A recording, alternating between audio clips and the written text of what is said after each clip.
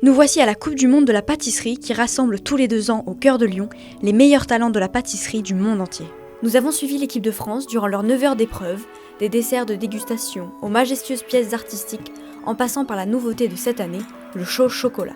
Alors le show chocolat, ça leur permet d'interpréter la pâtisserie sous forme de snacking, un peu street food. Ça amène une approche moderne et une nouvelle plume au chapeau pour qu'ils puissent encore une fois mettre en avant leur culture en faisant un peu le show tout en distribuant des produits qui sont mangeables directement avec les doigts sans se salir.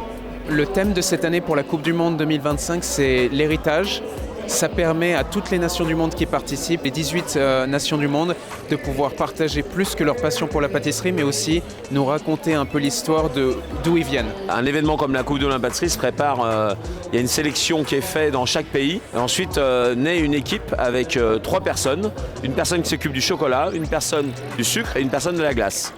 Et c'est après une préparation en équipe où chacun doit s'entraîner très dur, longtemps, pour arriver à l'épreuve finale de la Coupe du Monde de la pâtisserie.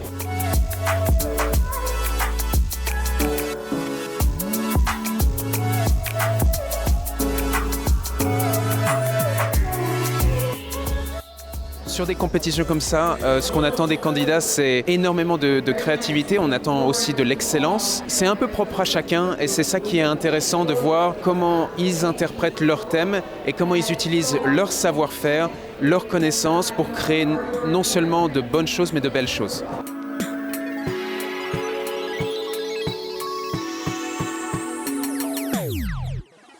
Et après, il y a une grille d'évaluation énorme pour que tout soit fair entre les candidats. Il y a aussi le respect du renouvellement durable, ne pas faire de gaspillage. On prend vraiment tout en compte pour qu'on puisse vraiment élire le meilleur. Pour eux, l'exposition de participer et de représenter leur nation, c'est déjà une belle victoire. Mais gagner, c'est la reconnaissance ultime. Ça leur permet derrière de pouvoir monter leur entreprise et avoir une visibilité fantastique. Mais c'est aussi une fierté personnelle, un accomplissement d'années de carrière, de 2 ans de travail intensif sur la compétition. Ça leur donne un tremplin dans leur vie professionnelle qui est immense.